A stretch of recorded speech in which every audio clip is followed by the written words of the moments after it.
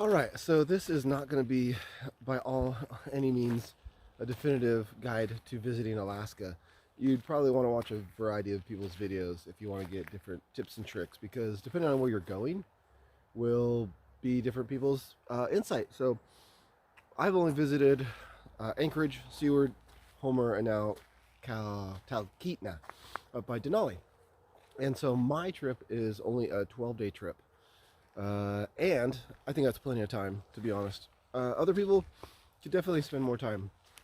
So I'm not going to say what the best things, what the best towns are. Obviously, I'm not in a place to show you, this is the ocean, this is a tour boat, but you can see videos on that stuff. What I will say is, if you are thinking of traveling to Alaska, know that it can be cloudy and rainy like this a bit. Obviously, to bring layers and that kind of stuff.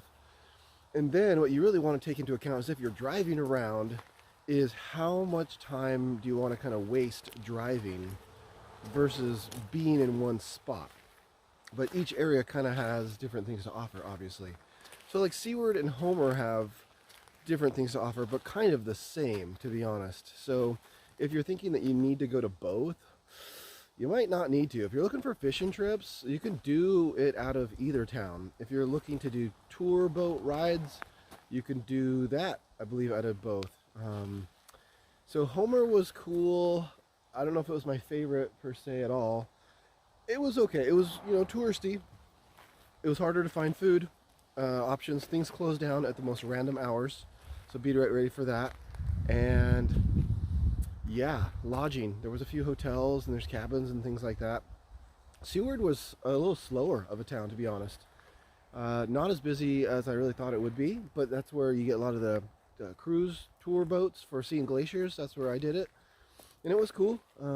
If you want more like inside beta on each of those towns, hit me up on Instagram at Dakumi Life, and I will maybe post it on here too.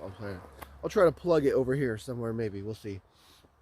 But yeah, I just hit me up on there and I can message you back really quick if you want inside stuff on that. And I haven't been up to Denali yet. Obviously, there's Denali State Park, and then there's Denali National Park, two different areas. And Denali National Park is a bit more of a drive up there, so you got to decide on if it's worth it. I found that the drive over from Seward to Homer kind of ate up a day, honestly. And it was, it was quasi pretty and stuff like that. The more of a main town that nobody told me was Soldotna. Like, that's more of a real town where it's got real businesses and everything going on. Now, it might not be as scenic or pretty, but it does have the river right there for fishing on. And if I would do it differently, I did not get a tour boat for fishing, but I would just have brought a fishing pole up and then ask the locals where to go on the river if you're looking to do fishing at all. Just way cheaper. The tours and stuff like that, all that stuff adds up. So just to give you a little insight on costs, so you want to do a flight scene tour, $200 per person. You want to do an ATV tour, $250 per person. You want to do a tour on a boat for the glaciers and stuff like that, that's all day. Depending on if you can get a discount, $150 to $200 a day per person. If you want to ride a water taxi over from Homer over to Soldovia or that state park over there, round trip, $80 per person. If you want to do, let me think of what else. Ocean kayaking, which is what we did, that ended up being $120 per person at a Homer. So all that stuff adds up. It really does. So you're either saving up for a big trip and it's no big deal to spend it, or you got to be really pick and choose what you want to do. Oh, fishing trips, that stuff, $175 per person to $500 per person if you're combining like halibut and salmon. So that stuff is pricey, and I did not know that stuff prior to getting up here, just how pricey everything was going to be. They just kind of get you coming and going up here, honestly. And everything is a little bit more expensive grocery-wise and stuff like that. Gas is about the same as California. So just know, yeah, you're going to spend a little bit more on everything. So just save your pennies, honestly. Be a little frugal on some things. So like we did the kayaking, and then we did the the boat tour to see the glacier out of Seaward, which was cool. Both are awesome, but you know, I didn't really expense for like spending on everything else, but a flight scene tour would be cool. Oh, one of the kayaking tours out of Seaward, like they give you a tour, they give you a boat ride out to this cool place, blah blah. So when you see these pictures of people sea kayaking around glaciers and things like that, just know you're going to pay $450 per person. 450. I know, that's fucking outrageous, right? It's outrageous how they can get away with that. So I don't know how many people are paying it, but it does seem like it's booked up a lot. People are doing it, so people are paying it. The boat, you know, rides cost a bit because of gas. You know, the boats get like 1.5 miles per gallon or something like that. So they have a cost and all that stuff. So people are friendly everywhere. So that's what's cool about Alaska. If you're just cool with everybody here, they're cool with you. I like that. And different places have different attractions for sure. So right now I'm obviously up in the mountains, and we saw a moose yesterday and today right in our place where we're staying, and that was cool because we've been waiting to see a moose for 5 days now because we see all these signs for moose, moose, moose, and we never seen any. So we've now seen a couple, and that's been awesome. And I will tell you more if you want to know. Hit me up at the Instagram about where I went and what I saw. The sea kayaking was awesome. It was just me and my buddy. They dropped us off somewhere, and we zipped around all these islands and coves and things like that. Saw tons of eagles, saw bear and things like that. So great wildlife viewing. If you're into wildlife viewing, I mean, gosh, there's so much more I could tell you. I could make another video, but if you really want to get good photos, maybe your iPhone 20 or 12 or something like that has a really good camera for zooming in, but I would say bring a telephoto lens in order to get, or just one of those small ones that has a good optical view. But the camera, my phone I'm filming with right now, I noticed that at times, it just is not going to produce good photos if you're really trying to zoom in on whales and stuff like that. So anyway, that's kind of this video right now. Maybe I'll do another one as I think about it, more kind of insider tips and things like that. There's all kinds of tips of the traveler I could give you for different towns and things like that I found. Obviously, if you could know people in different towns up here, it would be the most beneficial because they'll tell you stuff so you can fast track it. But hit me up. Yeah, I can tell you what I know. All right, see you. So, also another one. If you're gonna go sea kayaking and you haven't been kayaking much before, just know that when you put your feet in there in the kayak, it has little things for you to control it. The rudder on the back.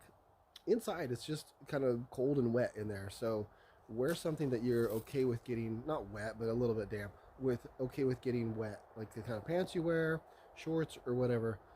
It's not that water splashes in there a lot. It's very little, but just know it can be a little damp and not that comfortable, honestly, for your legs. Some people keep their legs straight, and some people kind of bow them out. And so you could put something wrapped around your legs, like a jacket or something like that, if you want it to be just a little bit more comfortable than having your knees hit into the sides of the kayak. And when you adjust the pedals on a kayak, it should just be your toes pushing them forward like 2-3 inches each time you want to move the rudder, not like your whole leg. So make sure that you get outfitted in the kayak just right before you get on and do a whole day thing. Otherwise your knee might start hurting or different body parts might start hurting. So that's just another tip. All right, more tips from the traveler. So if you come up to Alaska, here's what I would do is I would go buy 2 chairs, like fold out camp chairs from Walmart or wherever you can up there, to take with you if you're having a car driving around, because there's been a ton of places where we just stopped and we just hung out somewhere where there was a town for days and had our Airbnb or anything else, and it just would have been nice to have chairs. Like you can get those for like $5 or $10, I think, and I think that would have been well worth it. So that's just one little tip to add to all of them. Put them on the list, get 2 chairs, throw them in the back, and make yourself happy. Here is our moose we finally have seen here in Alaska. Isn't he cool? Just eating. He's cool. He's hungry.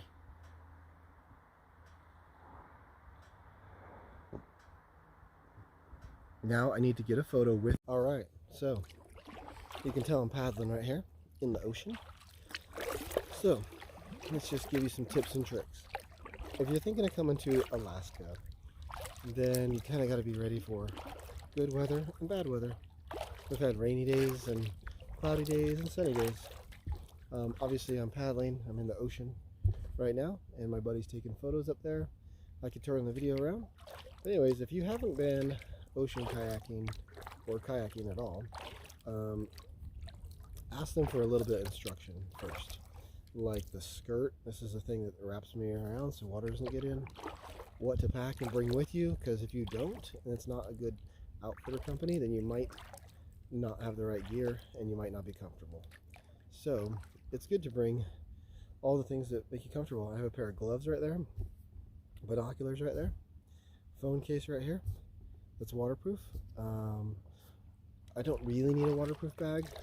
There's a area in the front for storage, and there's an area behind me for storage. And if you just dry those out before you go, then throw your stuff in there, then you're good.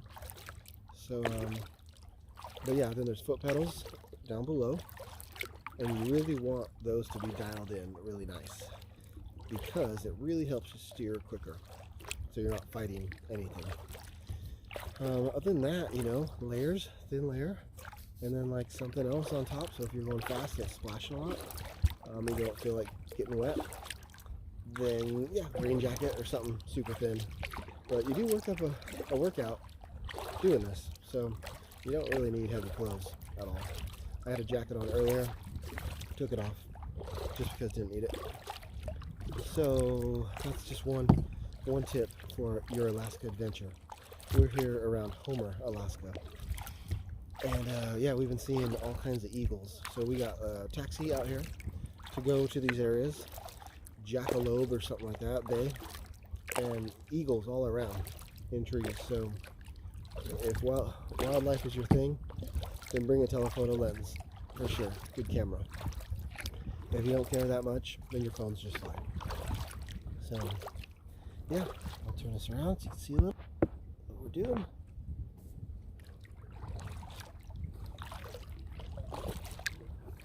Even back it up.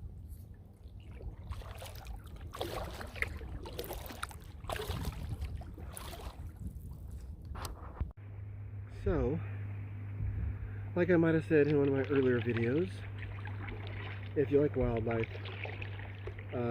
have one person that you go with have a pretty good camera.